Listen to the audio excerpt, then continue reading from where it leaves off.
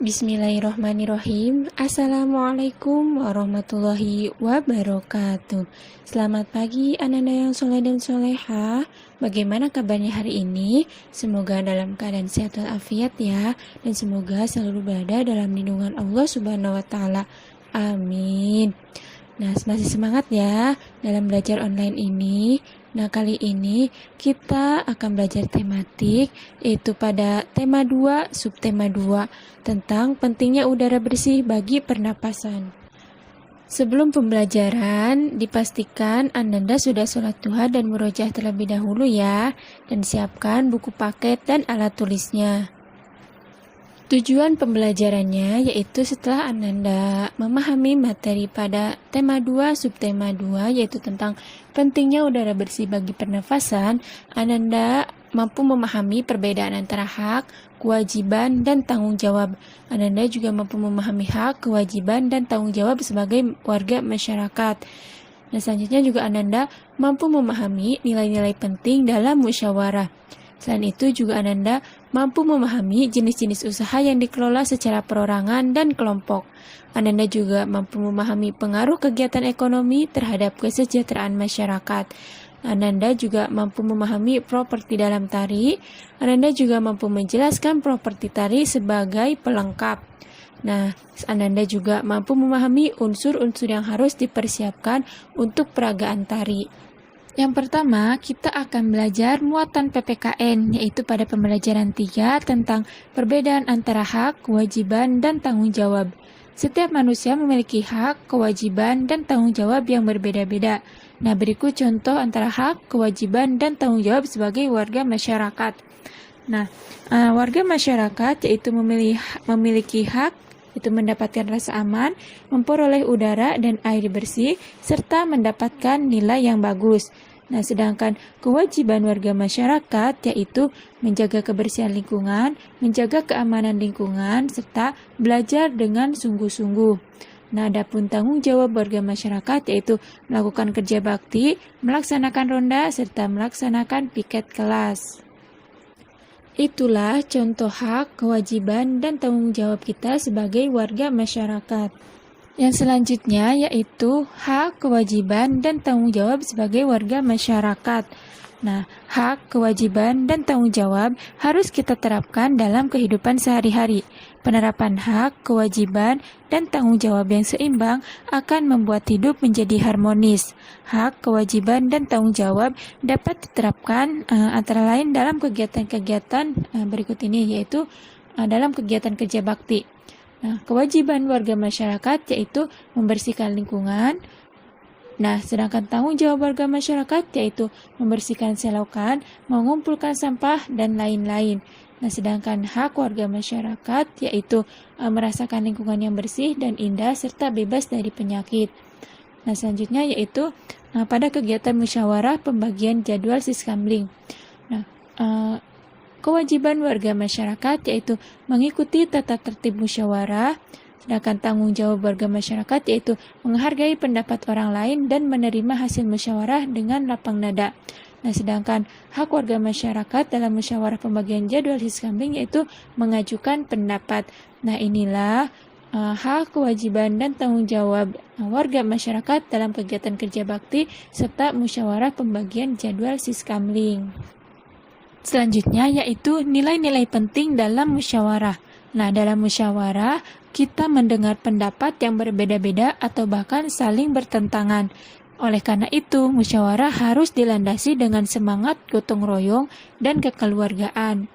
Nah, adapun nilai-nilai penting dalam musyawarah yaitu yang pertama kebersamaan, kebebasan berpendapat, menghargai orang lain, persamaan hak dan berjiwa besar, serta lapang dada menerima hasil musyawarah dan tanggung jawab untuk melaksanakan hasil musyawarah. Nah, inilah nilai-nilai penting yang harus kita terapkan dalam musyawarah. Yang selanjutnya yaitu kita belajar muatan IPS pada pembelajaran 3, yaitu tentang jenis-jenis usaha yang dikelola secara perorangan dan kelompok. Dalam melaksanakan usaha, seseorang dapat bekerja secara individu maupun bekerja sama dengan orang lain. Bahkan, usaha seseorang tersebut juga dapat ditanggung oleh negara. Ada beberapa macam bentuk usaha yang dapat dilaksanakan oleh seseorang. Nah, berikut jenis-jenis usaha yang dikelola secara perorangan dan kelompok. Nah, adapun untuk usaha perorangan, yaitu pengusaha hanya bertanggung jawab terhadap dirinya sendiri. Keuntungan dan kerugian ditanggung oleh sendiri secara langsung. Nah, contohnya yaitu usaha toko, bengkel, dan warung. Adapun firma, yaitu didirikan oleh paling sedikit 2 orang. Setiap anggotanya memiliki hak melakukan tindakan. Resiko kerugian ditanggung bersama. Nah, adapun persekutuan komanditer atau CV, yaitu memiliki anggota aktif atau berperan menjalankan roda usaha, dan anggota pasif bertanggung jawab dalam pemberian modal usaha. Nah, contohnya yaitu CV Rian Motor dan CV Kayu Jatiluhur. Selanjutnya yaitu perseroan terbatas atau PT. Modalnya dihimpun dari beberapa orang dengan menjual saham. Nah, pemilik saham memiliki kewenangan terhadap perusahaan dan berhak mendapatkan laba perusahaan, yaitu contohnya PT Pembangunan Jaya. Nah, adapun badan usaha milik negara atau BUMN, yaitu BUMN bertanggung jawab atas kesejahteraan masyarakat Indonesia. Modal usahanya ditanggung oleh negara, contohnya yaitu Perum Peruri dan PT KAI. Adapun koperasi yaitu usaha bersama berdasarkan asas kekeluargaan. Nah, semua anggota wajib membayar simpanan pokok dan simpanan wajib. Contohnya yaitu koperasi unit desa atau KUD. Nah, itulah jenis-jenis usaha yang dikelola secara perorangan dan kelompok. Yang selanjutnya yaitu pengaruh kegiatan ekonomi terhadap kesejahteraan masyarakat. Kegiatan ekonomi merupakan kegiatan saling menguntungkan untuk memenuhi kebutuhan hidup. Nah, kegiatan ekonomi di masyarakat meliputi kegiatan produksi, distribusi, dan konsumsi. Apa itu produksi? Produksi yaitu menghasilkan barang, sedangkan distribusi yaitu menyalurkan hasil produksi dari produsen kepada konsumen. Nah, sedangkan konsumsi yaitu menghabiskan atau mengurangi nilai guna barang dan jasa. Nah, ketiganya dilakukan untuk mencapai taraf hidup masyarakat yang sejahtera. Kesejahteraan masyarakat merupakan suatu kondisi terpenuhinya kebutuhan masyarakat sehingga dapat hidup layak dan mampu mengembangkan diri, sehingga mampu melaksanakan fungsi sosialnya. Kebutuhan masyarakat tersebut meliputi material, spiritual, dan sosial. Contohnya yaitu kesehatan, keadaan ekonomi, kebahagiaan, serta kualitas hidup masyarakat. Adanya ketidakmerataan pendapatan serta kecepatan pertumbuhan ekonomi yang berbeda sangat mempengaruhi perbedaan tingkat kesejahteraan antara masyarakat di kota dan di desa. Yang selanjutnya yaitu muatan SPDP tentang properti dalam tari. Properti tari merupakan segala kelengkapan dan peralatan yang digunakan ketika pertunjukan tari. Properti tari merupakan salah satu unsur pelengkap tari. Adapun fungsi properti yaitu menyampaikan ide dan makna gerakan dalam tariannya agar mudah dipahami penonton. Nah, pelengkap busana tari membantu menghidupkan karakter tokoh serta memberi nilai tambah keindahan dalam tarian. Nah, itulah beberapa fungsi properti. Nah, contoh properti tari yaitu selendang. Nah, selendang digunakan pada tari Betawi dan tari Minangkabau. Adapun dalam bentuk senjata, contoh properti tarinya yaitu pedang, keris, tombak, rencong, serta busur dan anak panah. Jenis lainnya yaitu topeng, piring, topi, tongkat, lilin, dan payung.